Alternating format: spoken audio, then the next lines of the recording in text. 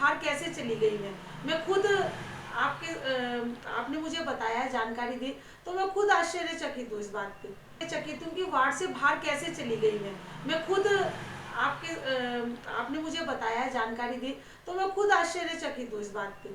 दक्षिणी दिल्ली नगर निगम के पेंशन यानी भत्ता महाघोटाले पर चल रही महाकवरेज अब आप पहुंची है द्वारका विधानसभा के सागरपुर ईस्ट वार्ड में। यहां से निगम पार्षद हैं भारतीय जनता पार्टी की पूनम जिंदल। बेहद सौम्य स्वभाव एवं सर्वसुलभ मानी जाने वाली पूनम जिंदल ने पेंशन यानी भत्ते के नाम पर न सिर्फ वार्ड की सीमाएं लांगी बल्कि इस कड़ी में अभी तक का सबसे बड़ा चमत्कार कर दिया। जी हां, आरटीआई दस्तावेजों की माने तो पूनम जिंदल ने पढ़ाई लिखाई में तेज तर्रार एक लड़की को मेंटल यानी पागल करार देकर उसकी पेंशन यानी भत्ता लगा डाला। जो मुस्कान थी ये क्या मेंटल मेंटल थी तो उनके फादर फादर थे, लड़की तो ठीक था, फादर थे, उनके फादर फादर थे, लड़की तो ठीक था, फादर थे। इसके साथ ही मोहतरमा पूनम जिंदल ने डेस्टिट्यूट यानी निराश्रित, बेसहारा और असहाय लोगों के नाम पर बड़ा खेल किया। अब इसे पार्षद महोदया की दरियादिली कहें या फिर जानबूझकर की गई साजिश, मैडम ने डेस्टिट्यूट करार देकर संपन्न और अच्छी हैसियत वाले लोगों को भी पेंशन की रेवड़ियां बांट दी। यह जनाब हैं पेंशन यानी भत्ता पाने वाले गुप्ता जी। गुप्ता साहिब का न सिर्फ अपना मकान है बल्कि वह एक दुकान भी चलाते हैं। जाहिर है कि जनाब की हैसियत भले ही बहुत अच्छी न हो, लेकिन वह डेस्टिट्यूट यानी निराश्रित, असहाय और बेसहारा कतई नहीं है। जी राम। हाँ है जी। आती है या नहीं आ रही है मैंने बात यहीं समाप्त हो जाती तब भी गनीमत थी। मोहतरमा पूनम जिंदल ने वार्ड की बाउंड्री के बाहर मंगलापुरी वार्ड में घुसपैठ कर वहां की भी एक महिला की पेंशन बना डाली। पेंशन पाने वाली इस महिला के पति ने खुलासा किया कि उनकी पत्नी को मिलने वाली पेंशन निगम पार्षद पूनम जिंदल के द्वारा बनाई गई है। तो कब वो पेंशन की कितना पहले बनी थी? 2019 में। कहाँ से वो हम लोग तो जिंदल पूनम जिंदल की तरफ से। वहीं जब पेंशन संबंधी इन सभी गड़बड़ घोटालों पर मोहतरमा पूनम जिंदल से बात की गई तब उनके जवाब ने हमें ही आश्चर्य में डाल दिया। मोहतरमा कहती हैं कि इनमें से कई पेंशनों के संदर्भ में उन्हें कोई भी ज्ञान नहीं है कि वह उनके द्वारा कब और कैसे बना देंगी। न सिर्फ इतना, यह सब सुनकर उनका कहना था कि उस खुलासे ने स्वयं उनको ही हैरत में डाल दिया है। अदर वार्ड में जाके पेंशन लगाई है, हालांकि विधानसभा के अंदर ही वो लोग बहुत हैं। आश्चर्यचकित हूँ कि वार्ड से बाहर कैसे चली गई है। मैं खुद आपने मुझे बताया, जानकारी दी, तो मैं खुद आश्चर्यचकित हूँ इस बात पे।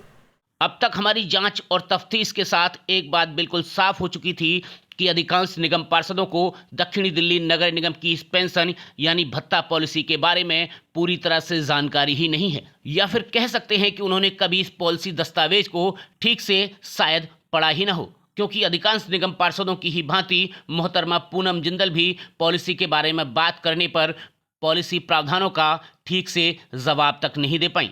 यकीन नहीं होता ना। आप भी सुनिए कि आखिर मोहतरमा पूनम जिंदल इस पॉलिसी के बारे में क्या और कितनी जानकारी रखती हैं। इसमें तो यही आता है कि भाई जिस बच्चे या के माँ बाप मर जाए और अनाथ हो, या वो मौसी के रह रहा हो या अपने मामा के रह रहा हो, और अनाथ का हमारे को दोनों माँ बाप के डेथ सर्टिफिकेट लगा दे वो, तो एक पेंशन हम वो बांध सकते हैं। और काम करने में असमर्थ हूँ मैं, वो नहीं कह रही, अगर हम इस चीज को बेरोजगारी को लेके चलेंगे तो बहुत बेरोजगार मिल रहे हैं। काम मतलब कहीं से शारीरिक रूप से हो और उसका प्रमाणित नहीं हो पा रहा, दीनदयाल से या कहीं अन्य हॉस्पिटल से प्रमाणित नहीं हो पा रहा। यही सवाल आरटीआई एक्टिविस्ट सतीश धनखड़ भी उठाते हुए दिखाई देते हैं कि अगर निगम पार्षदों ने पॉलिसी ठीक से पढ़ी होती तब न सिर्फ वंचितों को उनके अधिकार मिलते बल्कि अपात्र लोगों पर बांटे गए सरकारी धन की बर्बादी को भी समय रहते रोका जा सकता था। बेस प्रॉब्लम यहाँ पे ये है कि इन पार्षदों को इस पॉलिसी के बारे में ही नहीं पता, उन्हें यही नहीं पता वो कर क्या रहे हैं। देखा आपने किस तरह पेंशन यानी भत्ते के नाम पर निगम पार्षदों ने अपने परिचितों एवं संपन्न लोगों में इसे रेवड़ियों की तरह बांट दिया।